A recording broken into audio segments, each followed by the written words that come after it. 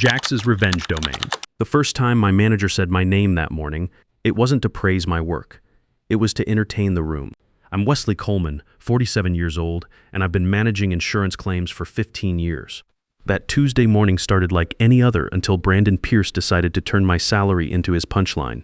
For weeks before that quarterly review meeting, Brandon had been making little comments that sounded professional until you were the target. Must be nice to leave at 5 sharp. He'd say when I headed out to pick up my son on my custody days, some of us put in the extra hours. He'd forward my client retention reports to senior leadership, then tell me privately that I was pricing myself out of consideration for advancement.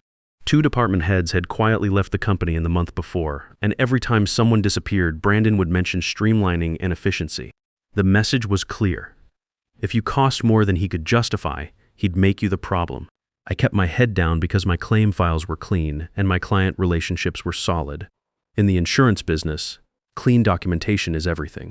I figured that would protect me. Military training taught me to trust the system and follow procedure. I was wrong about the protection part, but right about the procedure. We were 110 minutes into our quarterly performance calibration meeting, cameras on for remote participants, conference room packed with everyone else, when Brandon slid a paper across the table like he was dealing cards.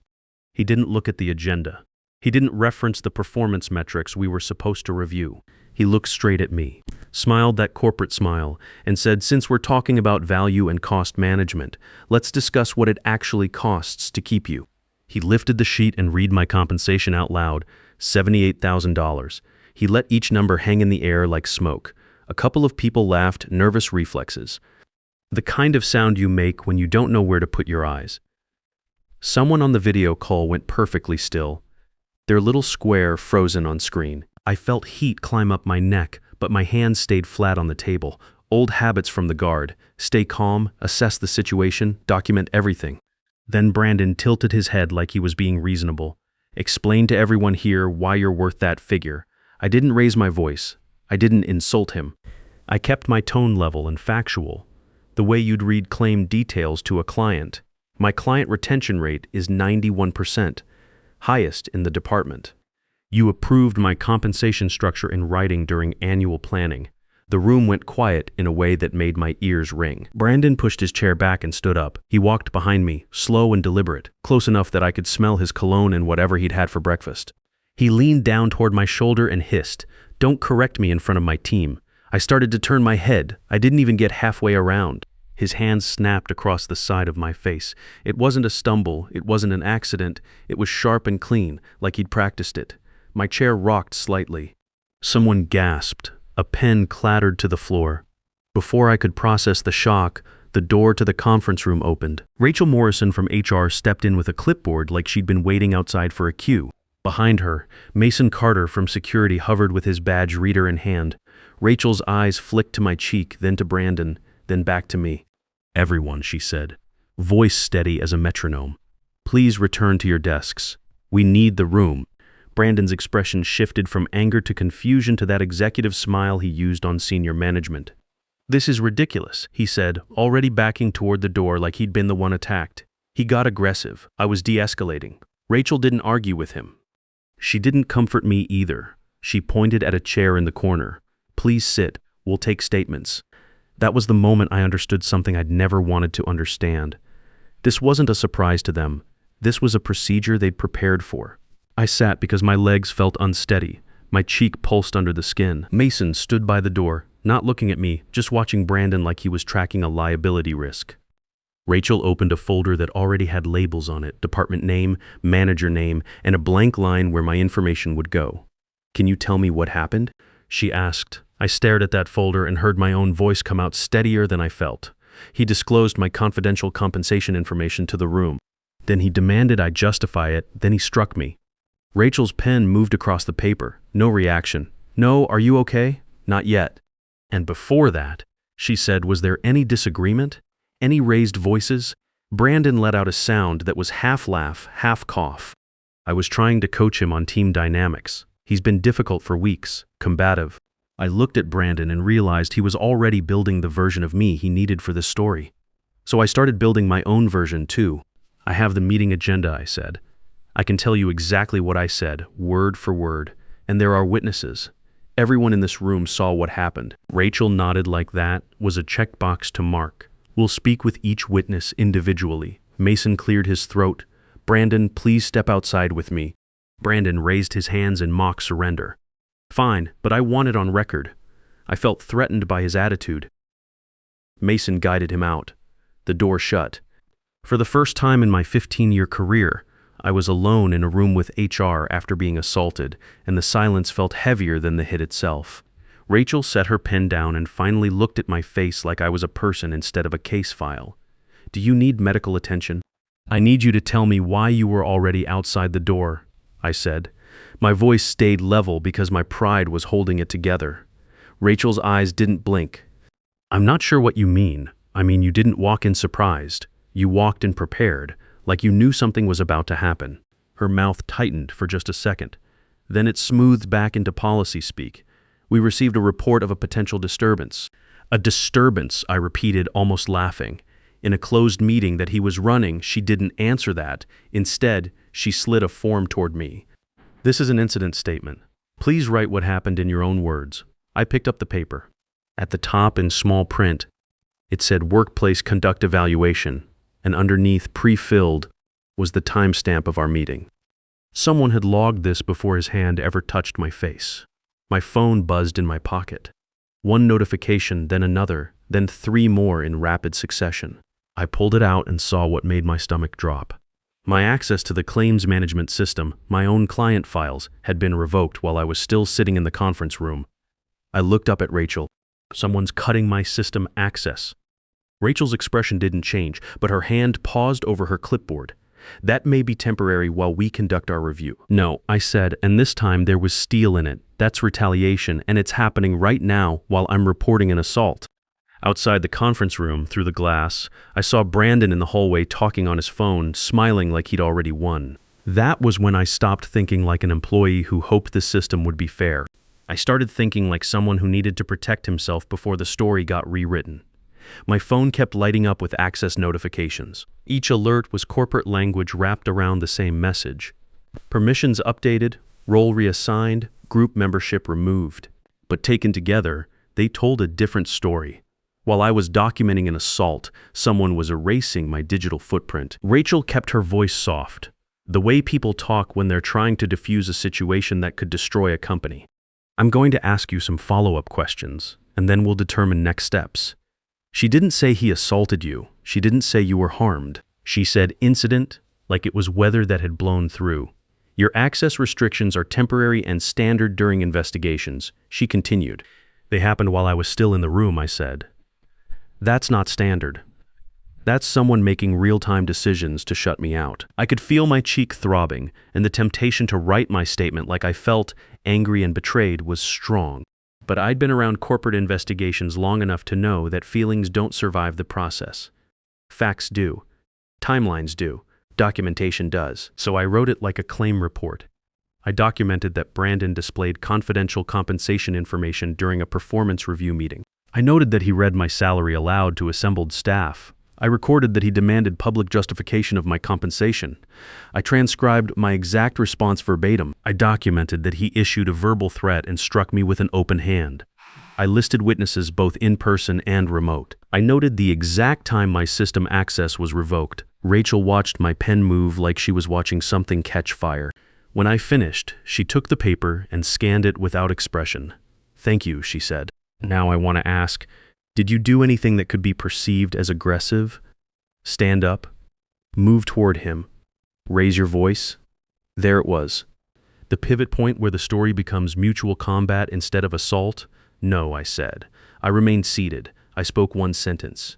You can verify that with witnesses. And prior to today, have there been conflicts between you and Brandon? I let out a slow breath through my nose. He's been making comments about my compensation for weeks. That's not conflict. That's pressure building towards something. And today he brought printed documentation of my salary. That wasn't spontaneous. Rachel's pen hovered over her notepad. Do you know how he obtained that document? That question hit me in the gut because it wasn't just about him being cruel. It was about a security breach. Salary information doesn't just appear. Someone with access had to pull it, print it, and hand it over. I don't, I said, but I know it wasn't his to share publicly. She nodded as if that was a separate investigation she could open later. Through the glass wall, I watched Mason escort Brandon down the hall toward an empty office. Brandon's body language was relaxed now. He wasn't shaken, he wasn't scared. He looked like someone who'd executed a plan and hit his target. "We will be speaking with him as well," Rachel said, following my gaze. "Of course, and while you do that, I need 2 things documented officially." I kept my voice level, professional. First, I want the incident report number, the official case number, not verbal assurance. Second, I'm requesting evidence preservation. Security footage of this room and hallway, the meeting invitation and attendance records, chat logs from the remote platform, badge access logs showing when my accounts were changed, and any emails or documents used to obtain my compensation details. The language sounded formal even to me, but formal is harder to bury. Formal creates paper trails that survive corporate memory holes. Rachel's face tightened slightly. "We follow standard retention procedures." "I'm not asking about standard," I said. "I'm making a formal preservation request today, while the evidence still exists." She held my eyes for a long moment, calculating the cost of pushing back. Then she wrote something at the top of her notes. "Understood." A text message popped up on my phone from Ashley Rodriguez, a senior colleague. "Are you okay? He's telling people you got confrontational." My jaw clenched. Not because I was surprised, but because I knew what that meant. Brandon wasn't just building a defense. He was actively recruiting people to remember the incident his way. People don't retain objective facts under stress. They remember who seemed calm and who seemed dangerous. I texted back with one thumb while keeping my eyes on Rachel. "I'm okay. Please don't discuss details yet. If anyone asks, direct them to HR." Then I opened my email app and tried to pull up the meeting invitation, only to get an authentication error. My access was deteriorating in real time. "I can't access my email," I said, showing Rachel the phone screen, and my claim system access was cut during the incident. Rachel's tone stayed level, but it lost some of its warmth. "I'll contact IT about restoration." "Please do that in writing," I said, "and include the exact time the restrictions were placed, because the timing matters for establishing retaliation." That sentence carried the scent of liability, and Rachel recognized it. She stood and walked to the door, opened it a few inches, and spoke quietly to someone outside. A moment later, Spencer Adams from Employee Relations appeared in the doorway. He nodded and headed down the hallway. Rachel sat back down across from me. "I'm also going to ask again if you need medical attention." "I do," I said, "and I'm going to get it. But before I go anywhere, I want to understand something." "What's that?" "You said you received a report of a potential disturbance. Who reported it?" Rachel's expression stayed neutral, but her answer came slower. "I can't share the identity of reporting parties." "So you were contacted before the assault," I said, keeping my voice even. "That's how you were positioned outside the door at exactly the right moment." Rachel didn't confirm it, she didn't deny it. She simply said, "We responded as quickly as possible once we were notified." That non-answer told me what I needed to know. Brandon had set the table. Either he'd warned HR that I might become volatile, or he'd told them he was going to have a difficult conversation and wanted backup nearby. Either way, he'd made sure the company's first instinct would be damage control, not employee protection. Spencer Adams returned with a small laminated card and set it on the table. "Here's your case reference number," he said. "It is working on restoring limited access to essential systems." Rachel looked at me with something that might have been sympathy. "We're going to place you on paid administrative leave while we investigate. It's standard protocol in situations like this. You'll be instructed not to contact team members about the incident. Paid leave, standard protocol. Clean corporate packaging for get out of the building while we figure out how to handle this mess." "If I'm on leave," I said, "then my client files need to be protected from modification. I want it documented that I'm requesting no deletions or changes to my claims notes, and I want an audit trail of any modifications made after this moment." Rachel stared at me for a few seconds, then wrote more notes. This time her pen moved faster, like she was trying to keep up with implications she hadn't considered. "Understood," she said, and for the first time the word sounded less like a script and more like a concession. I stood slowly, testing my balance. "I'm going to urgent care for medical documentation," I said. and I want written confirmation of the leave terms, the evidence preservation request, and the case reference number before end of business today." Rachel nodded. "You'll receive it." I walked out of that conference room with Spencer beside me, past coworkers who pretended not to stare, past a few who couldn't help themselves. Brandon's office door was closed, but I could hear his voice through the wall, confident and animated, like he was telling a good story to someone who appreciated the punchline. In the parking garage, my phone buzzed again. This time it wasn't a colleague. It was an automated notification from the company system. "Your access permissions have been updated. Manager approval granted." Brandon wasn't just trying to survive this. He was still controlling the narrative, still reaching for the story that would let him win. That night, I stopped being the guy who trusted the system to be fair. I became the guy who documented everything and trusted himself to survive. Urgent care smelled like disinfectant and institutional coffee. I sat under fluorescent lights while a nurse asked me to rate my pain and describe what happened. When I told her it was a workplace incident, her tone shifted, became more careful and thorough. Everyone in healthcare knows what documentation can mean later. The physician was matter-of-fact. He checked my vision, asked about dizziness, ran through concussion protocols, and wrote down exactly what he observed. Facial contusion consistent with impact from an open hand, swelling and redness on the left cheekbone. He offered imaging if symptoms worsened and printed a visit summary with clinical observations. I drove home with that medical report on the passenger seat like evidence in a trial I hadn't agreed to join. When I walked into my apartment, the silence felt different, not peaceful but hollow. I looked in the bathroom mirror and saw the mark clearly for the first time, an angry red bloom under my left eye. I took photos from multiple angles with my phone, making sure the timestamp and date were visible. Then I uploaded them to personal cloud storage, not because I wanted drama, but because I'd learned that companies forget things faster than bruises fade. My phone kept pinging with blocked access notifications throughout the evening. Each one was sterile corporate language, but together they painted a picture of systematic erasure. While I was seeking medical care for an assault, someone was methodically removing my digital presence from the company. I didn't call anyone to vent. I didn't post about it online. Instead, I opened my personal laptop and started documenting everything I could remember while the details were still sharp. The exact moment Brandon read my salary, the precise words I'd spoken in response, the angle of his approach, the sound the room made when it went silent. I listed everyone who'd been present and everyone who'd joined remotely.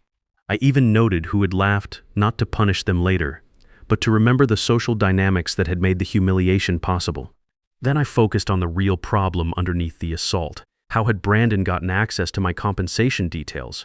Salary information lives behind multiple security layers. Managers can see salary ranges during planning cycles. A few executives can access exact figures for budget purposes, but most can't just pull individual employee compensation data on demand. They kept replaying the detail that bothered me most. The paper in his hand. Printed. Not a screenshot grabbed from a phone. Printed meant someone had accessed a system, run a report, and physically output my information. That doesn't happen by accident. The next morning, I called an employment attorney. Not a dramatic call seeking millions in damages. A practical call from someone who wanted the truth to survive the corporate cleanup process. She listened without interrupting, then asked 3 questions that cut through everything else. Do you have medical documentation? Yes. Do you have witnesses? Yes. Do you have proof of retaliation? I had time-stamped access logs showing real-time system changes during the incident. Then she asked the question that made my stomach tighten. Do you have evidence of how he accessed your compensation information? Not yet, but I was going to find out. Her advice was straightforward. Don't resign, no matter what pressure they apply. Don't meet with anyone alone without a written agenda. Keep everything in writing from now on. Demand preservation of all evidence again, formally, and make it clear you expect the company to prevent further retaliation.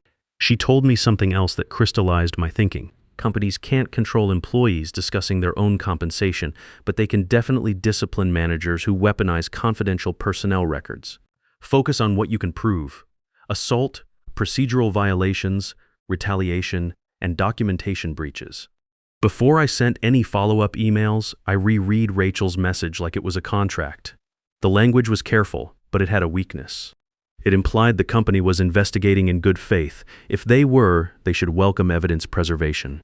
I wrote an email back that was impossible to misunderstand. I thanked her for the case reference number. I confirmed I was seeking medical care and attached the visit summary. I reiterated my request for evidence preservation, specifically security footage, meeting records, platform logs, and badge access trails. I asked for a complete audit trail showing who had modified my account permissions, when, and under what authorization. And then I added the line I didn't want to write but needed to. Please also confirm in writing how my confidential compensation information was accessed and by whom, and why it was disclosed in a team meeting.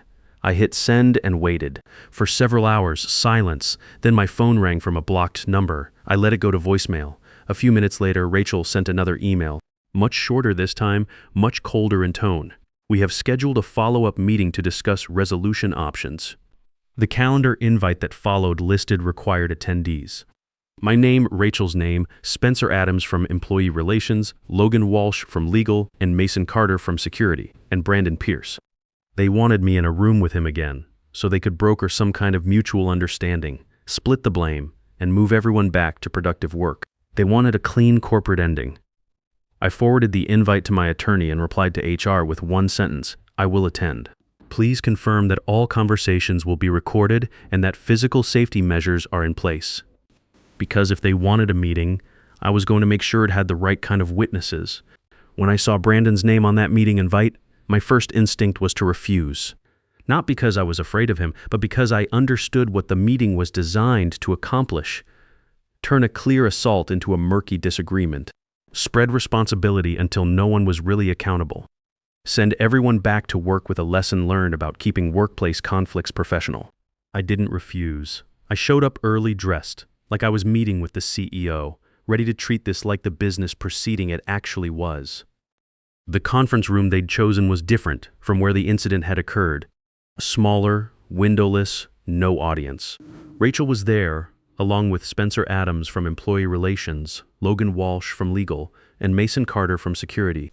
There was also a court reporter, which told me someone had finally realized this was serious. Brandon arrived 10 minutes late, looking relaxed and confident. He didn't look at my cheek. He looked at Logan Walsh like they'd already discussed how this would go. Thanks for making time, Brandon said to the room, then glanced at me like I was a schedule inconvenience. I hope we can clear up this misunderstanding. I didn't respond. I waited to see if anyone would stop him from characterizing an assault as a misunderstanding. No one did. Rachel opened her folder. We're here to discuss the incident and determine appropriate next steps. Before we begin, Logan Walsh said, I want to review what our investigation has found so far. He slid a document across the table. Security footage had confirmed I had remained seated during the entire interaction. The meeting platform logs showed I had never stood up or made any physical movement toward Brandon. Multiple witnesses confirmed that I had spoken only one sentence before being struck. Brandon's confident expression flickered slightly. We've also reviewed the access logs for your compensation information. Logan continued, looking at Brandon. The report was printed from an HR terminal at 8:47 a.m. on the morning of the incident. Access was logged under credentials that were checked out to you the previous day. Brandon's face went from confident to confused to defensive in about 3 seconds. I requested that information for legitimate planning purposes. Planning for what? Spencer Adams asked. Performance calibration, compensation review, normal management functions. Logan Walsh shook his head. The performance review cycle doesn't begin until next quarter, and managers don't receive individual salary details for calibration meetings. Sometimes the most powerful revenge isn't watching someone fall. It's realizing they can't make you small anymore, and that your worth was never theirs to determine in the first place. He thought reading my salary out loud would expose my weakness, but in the end, the only number that really mattered was how many people were willing to tell the truth when it counted, and that number was always going to be enough.